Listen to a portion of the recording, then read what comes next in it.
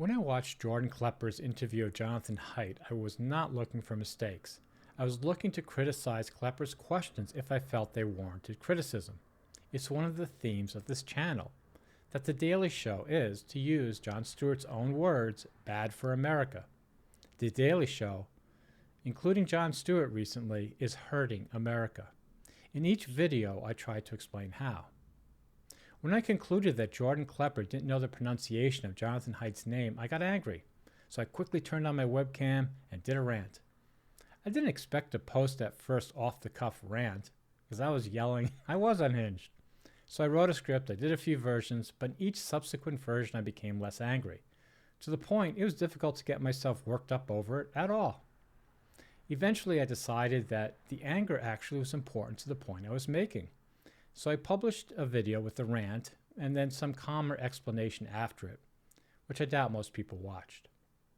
If everyone agrees that my yelling was wrong, what exactly was wrong about it? I mean, if I'm according to some comments unhinged or need meds, what's it to anyone in the audience who are complete strangers to me? Why do they feel the need to spend time commenting on some stranger's unhinged video? Because we all know YouTube doesn't force anyone's video on anyone. It certainly doesn't make much of an effort to get my videos in front of your eyes. Yes, the algorithm will get to some of you, but that doesn't mean you have to keep watching. You can stop and go on to another video. So why comment on a video you decide you don't want to watch? Why did people comment? I'll say that it's because everyone cares about this issue, whether they know it or not. Deep in their brain, what I was saying, it was striking some chords no matter how faint. And the message from the video isn't from me.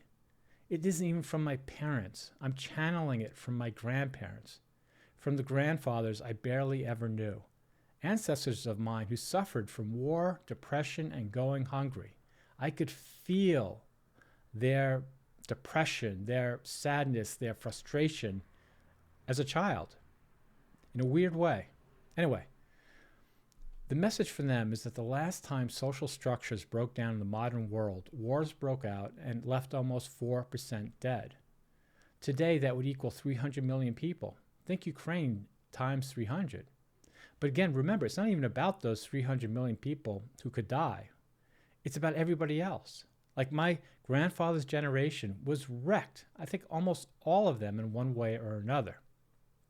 Anyway, you might be thinking, well, that's a ludicrous argument, that some comedian not knowing how to pronounce someone's name is going to lead to 300 million deaths. And I'm not making that argument.